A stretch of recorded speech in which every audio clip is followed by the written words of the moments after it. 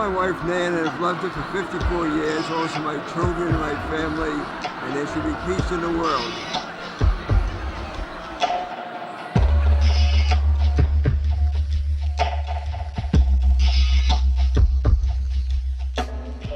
Being able to explore your city, being able to take over those spaces is symbolically interesting, especially because of this sense that in a city, for example, we're constantly being tracked, that we're constantly being directed in certain ways.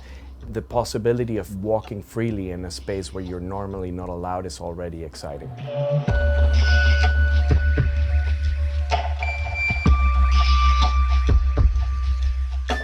My name is Rafael Lozano-Hemmer. I'm a Mexican-Canadian artist. I work mostly with electronics and an intersection of architecture and performance art.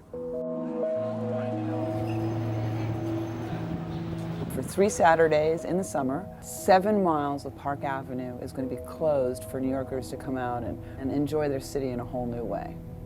And it will be a great way for New Yorkers to see underneath New York City, really for the first time in history.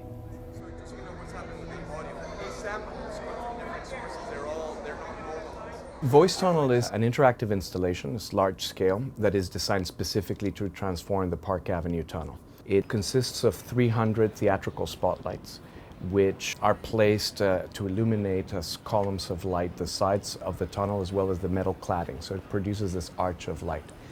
And then these 300 spotlights are controlled by the voices of participants. So basically in the middle of the tunnel there is an intercom, and you press this button, you say something. Whatever you say gets recorded and played back. Every time that it speaks, it actually modulates the brightness of one of those lights. And the actual multi-channel control is all software that we've done at my studio, custom made for this project. So what we're doing is a very straight mapping of voice into light. And I think that the merit of this particular interaction is to make it architectural, to make it into a narrative.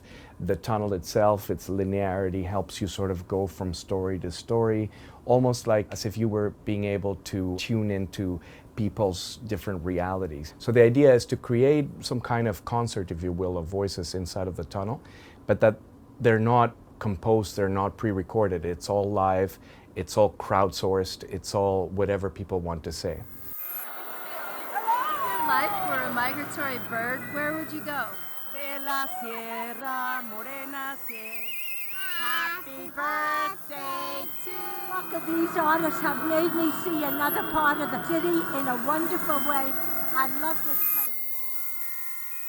As a Mexican, I'm interested in the light of choppers looking for Mexicans at the border. I'm interested in the light of interrogation. I'm interested in the light that doesn't know if it's a particle or a wave. So the violence of light is something that I'm very attracted to. The project of Voice Tunnel is subtle, but it does have with it that kind of vibration of the strobe. It does have a sense of not necessarily a pleasant spiritual experience, but more the sense of a party, of a lot of people speaking at the same time, a certain cacophony, a very urban experience rendered by the lights.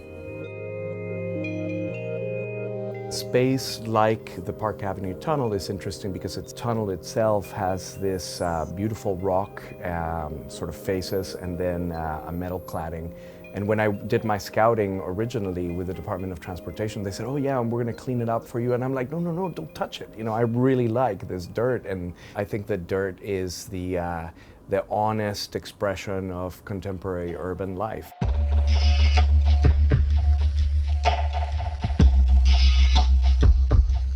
Most of these installations in public space, what I really want is for people to just kind of encounter the projects, not to go there as if it's like some kind of show. Because if you're going to see a show, you kind of have a certain expectation of just being a passive spectator and getting the show served to you.